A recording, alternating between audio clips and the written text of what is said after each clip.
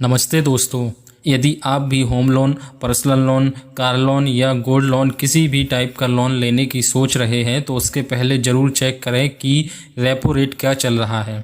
Repo rate high होने पर आपको लोन पर अधिक ब्याज देना पड़ सकता है। तो आइए सबसे पहले समझते हैं कि रेपो रेट क्या होती है। रेपो रेट एक तरह से इंटरेस्ट रेट बेंचमार्क होता है जो कि रिज़र्व बैंक ऑफ इंडिया द्वारा सेट किया जाता है। आसान भाषा में बोले तो एक ऐसी ब्याज दर जिस पर रिज़र्व बैंक कॉमर्शियल बैंक को पैसा देते हैं ब्याज पर। बेसिकली जब बैंक्स कोई फाइनेंशियल प्रॉब्लम में होते हैं या उनके पास कैश की कमी होती है तो banks reserve bank of India से पैसा लेते हैं ब्याज पर, जिसके बदले उन्हें आरबीआई के पास सिक्योरिटी के तौर पर कुछ रखना होता है, जैसे गोल्ड, गवर्नमेंट बॉन्ड्स, शेयर्स, और लिए हुए ब्याज पर उन्हें रेपो रेट के हिसाब से ब्याज देना होता है।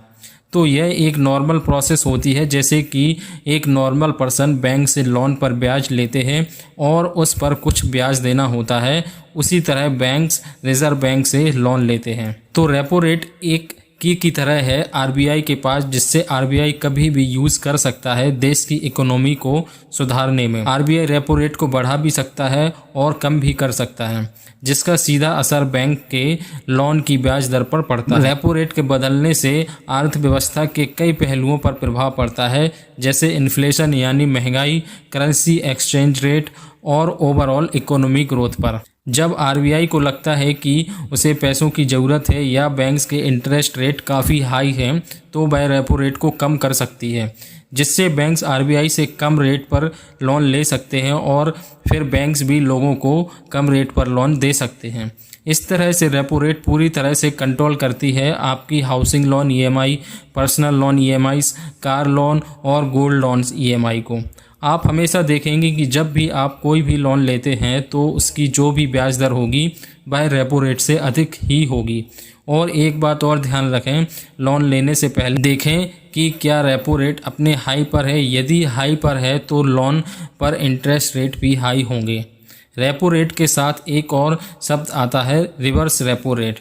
रिवर्स रेपो रेट मतलब वह रेट जिस रेट पर बैंक आरबीआई के पास अपना पैसा जमा करते हैं, मतलब वह इंटरेस्ट रेट जिस पर बैंक्स को ब्याज मिलता है अपने डिपॉजिट पर आरबीआई के द्वारा।